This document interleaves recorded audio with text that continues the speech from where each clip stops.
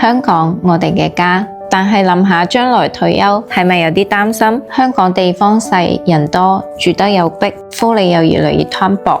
尤其係我哋呢一代，退休之後條路點行，真係要諗清楚。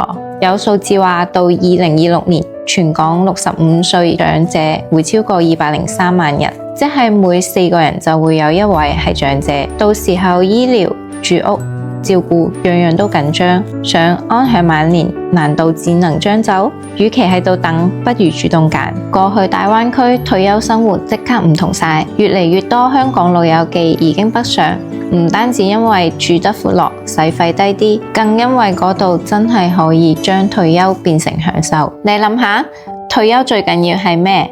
首先肯定要住得舒服啦，2房1廳，間隔實用，光猛開揚，全屋裝有健康設備，智能家電開口就搞掂。其次要玩得開心，落樓就有各種興趣圈，朝早可以打下高爾夫、乒乓波，晏晝可以寫下書法、飲茶傾偈，晚黑同老友記摸返2圈，麻雀聲、笑聲打成一片。而且返港方便，社區位於中山3鄉，貼近珠海，來往港澳話咁易，仔女週末話嚟就嚟。你心血來潮返香港飲茶，亦都好輕鬆。最後係醫得安心有保障，特設港式醫療6到10分鐘直達醫院，更有識講廣東話、熟悉你病歷嘅港醫團隊，由攞藥到復健全程照應。退休唔係收爐，係你真正自主生活嘅開始，唔使再困喺狹窄嘅單位，唔使再同人逼資源、輪長隊。